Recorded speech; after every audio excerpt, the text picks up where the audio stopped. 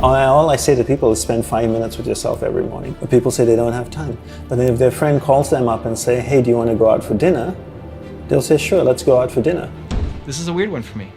We're constantly ruining our own understanding of our own real identity by putting on fake costume. Rise and shine, it's Entspresso time! I wake up every morning. Espresso keep me going. I wake up every morning. Hey, it's Evan Carmichael, and this channel was created to help you overcome the #1 challenge that is holding you back, a lack of belief in yourself. You watch these videos because you know there's something more inside you too. You have Michael Jordan level talent at something. So let's start your day off right together. Grab your coffee and sip on today's message from Dandapani. Also, if you want to have more motivation and self-love, check out my 254 series. They're free. The links to join are in the description below. The quality of your life is essentially determined by how you carry this one. Yes or no? No one on planet Earth can stop you from accomplishing and achieving what you want. But if I wanted to get to know you and Christoph really well, I have to spend time with both of you.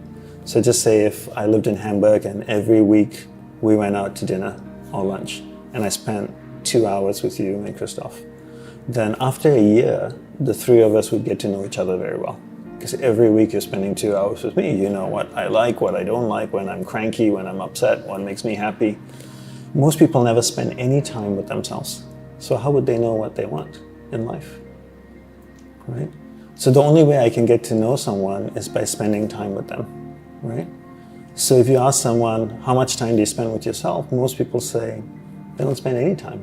They say, oh, when I walk the dog, that's when I spend time. That's my alone time. I say, no, that's you walking the dog. Because on one hand you're walking the dog, and then on the other hand you're probably like on your phone. Yeah, or if you live in New York, you're avoiding traffic, you know, trying not to get run over. And so if some people say when I go to the gym, that's my alone time. No, you're lifting weights. You can't call that alone time. When I say alone time, I mean sitting down in your home quietly, no headphones, no music, no nothing, your eyes closed, maybe sitting cross-legged on the floor if you can, if not sitting on a chair, and just going inside and asking yourself questions, having a conversation. But it's so, and people say, oh, I don't have time for that. But it's so fascinating, right? If someone, all I say to people is spend 5 minutes with yourself every morning, having a conversation, the same way I would have a conversation with you and your husband. But people say they don't have time. But then if their friend calls them up and say, hey, do you want to go out for dinner? They'll say, sure, let's go out for dinner.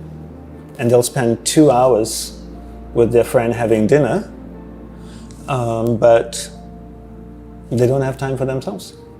Do you know how many 5 minutes there are in 2 hours? There's 24 5 minutes segments. Yes. That means you can sit with yourself every day for 5 minutes for 24 days straight if you skip dinner. People will make time for other people, but they won't make time for themselves. So this is gonna be a weird one for me. I don't know how much value I'm gonna bring to you on this one, but I'm gonna give you a peek inside my head and we'll see where it goes. I feel like I'm always spending time with myself. I'm always talking to myself. I'm always reminding myself of how awesome I am, of the ideas that I have are great and I need to start acting on them. I'm very aware of my thoughts, my feelings, my emotions, and whenever it's not feeling right, I switch. And I'll switch on a dime.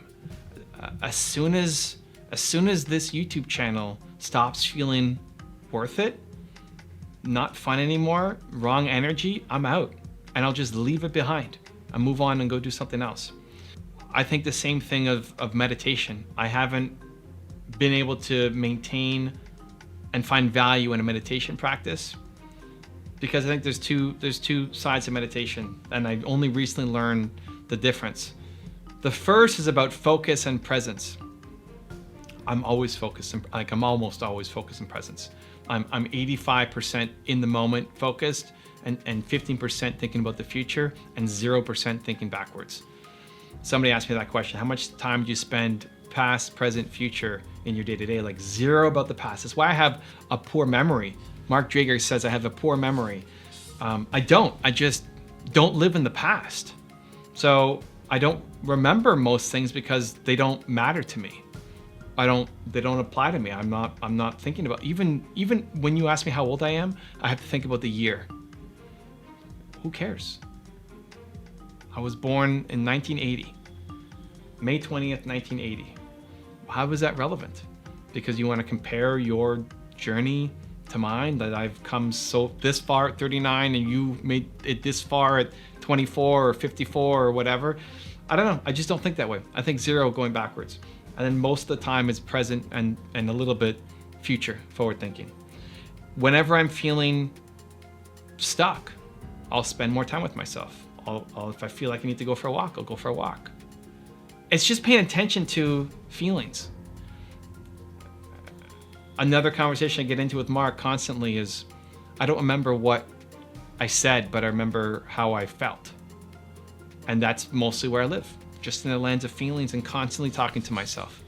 And so this message was a little bit hard for me, but I recognize that I'm probably a super weird duck.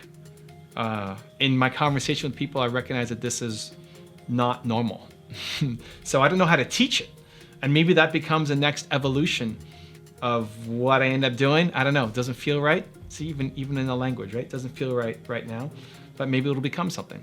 So that's the first part of meditation, is just focus, mindfulness, being present. And that's super easy for me to do. This is just super easy to do. Again, I don't know if it's been trained or it's in me. I've done multiple meditations with different experts all the way up to the top. Meditation with, Tony Robbins and Sadhguru and the top, like the best of the best. And I've never felt the altered state of consciousness, which is the second part of meditation. So focus, presence, mindfulness is easy to do. I could chew a cookie for an hour. When I was in university, I would do that just as a test. I would chew a cookie for an hour and it became this kind of gum. Right? One of the greatest strengths, and maybe weaknesses too, for me being an entrepreneur, is when I'm focused on something, it's all I can focus on. I don't get distracted by other things. I don't want to be distracted by other things. What I'm going to make in this moment is going to be gold. It's going to be amazing. I need to go off and continue to create, and I can't let go. I can't let go of the bone. Like I can't let go. This thing has to happen. I'm going to will it into existence. There's no other option. And I'll throw everything else away because this thing is all that matters right now. Just this.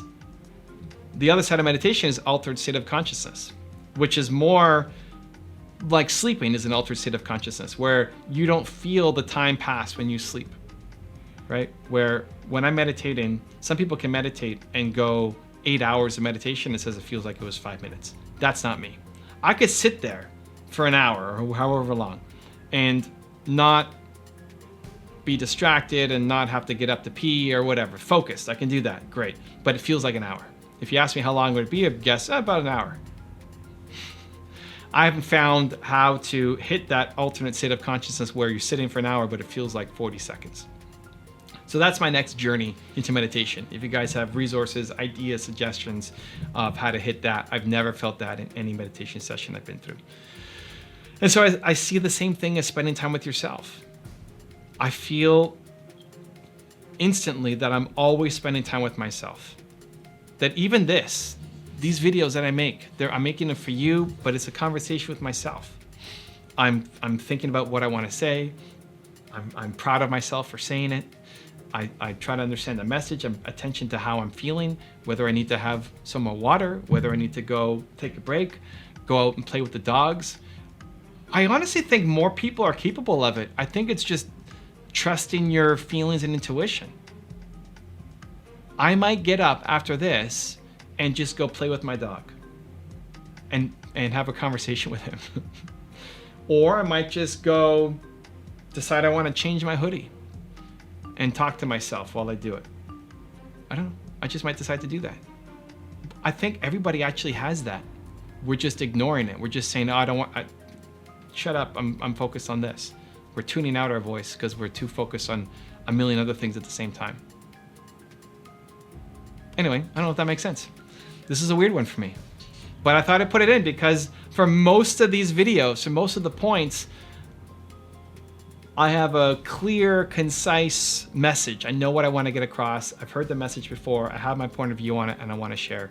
This one is a little less structured for me. It's a little more challenging, more difficult for me. And instead of telling my team, no, I don't want to do this one on Dandapani, go find another one that I can talk to, I said, no, let's take it on and see where it goes. So hopefully you found value. I'd love to know your perspective. I'd love to know your thoughts. Let me know if you talk to yourself, if you want to spend more time talking to yourself, if you have feedback on the whole meditation, altered state of consciousness, let me know, put it down in the comments below. And if you made it this far in the video, I want to celebrate you. Give me a hashtag believe down in the comments as well. We're so lost in these false identities. Right. In the same way as the body's one identity, like, and then the second identity is, oh, well, I'm from the US, you're from the UK. I'm from India, you're from Africa. That's one other identity. It's another layer we've added to ourselves. Then another one is, I'm from this city. Like, rep my city, right? Like, I'm representing my city. I'm New York versus Chicago versus London versus whatever.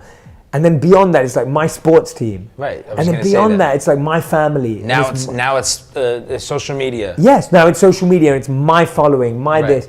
And it's like we're constantly ruining our own understanding of our own real identity by putting on fake costumes. Yeah. And it's like becoming a method actor. Right. Like we're all method actors where we're lost in the identities we've created for ourselves. Yeah. So I often like to think of it like Inception. Yeah. Like we have lost ourselves in an identity, in an identity, in an identity. Right. Like that, which I think you have talked about this before, that perception of a perception. Correct, yeah. One of my favorite quotes from Cooley is, I'm not what I think I am what you think I am what I think you think I am. And we lose ourselves in that. Yeah. But I want us to almost like be pulled back. It's like falling down a well and like being so deep, or falling into the ocean and being so lost deep, and you need someone to come and pull you out. Yeah. And it's almost like that's what we all need to do with ourselves. If you want to know Dandapani's advice on how to get to know yourself, check out the video right there next to me. I think you'll enjoy it. Continue to believe, and I'll see you there. We all spend so much time with other people and other things in life, but we never invest any time in getting to know ourselves.